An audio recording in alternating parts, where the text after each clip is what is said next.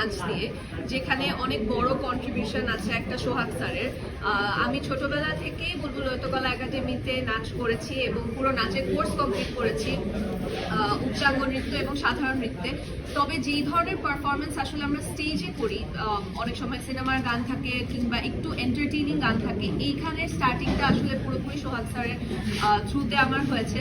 So হয়তো যে ওরকম ধরনের ক্যারেক্টার কিংবা এই ধরনের পারফরমেন্স আগে করা হয়নি দেখে অনেকে অবাক হয়েছেন লিচু বাগান দেখে, কিন্তু আমার শুরুটা আসলে নাচ দিয়ে।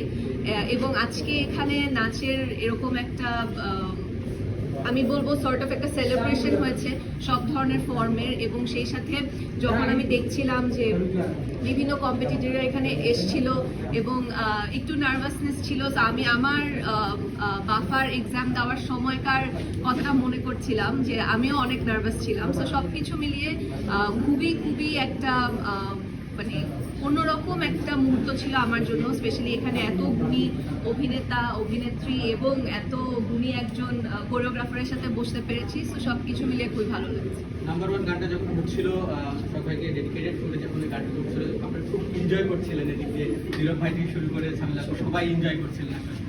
যদি একটু জানতে চাই আসলে কি কি মুহূর্তগুলো আপনাদের সব থেকে নজর কেড়েছে? আজকে এখানে আসলে সবার কনফিডেন্স এবং মানে আমরা যেটা হয় যে নাচের শুরুর দিকে হয়তো শুধু স্টেপগুলোর উপর ফোকাস করতাম, মানে আমি যখন শুরু করেছিলাম, কিন্তু এখন যারা এখানে এসেছে সবাই আসলে এক্সপ্রেশন, ড্যান্স, মুভমেন্ট এবং অনেকে এরকম ফ্লাইং কিস দিচ্ছিল, সব কিছু মিলিয়ে আসলে তাদেরকে শুরু থেকেই অনেক বেশি এক্সপার্ট মনে হয়েছে। সো এইটা দেখতে খুবই ভালো লেগেছে, এবং সেই সাথে আবারও যাদের সাথে এই সিটটা বা এই জাজমেন্টের এই প্যানেলটা শেয়ার করতে পেরেছি, সেটাও আমার জন্য একটা বড় প্রাপ্তি। সো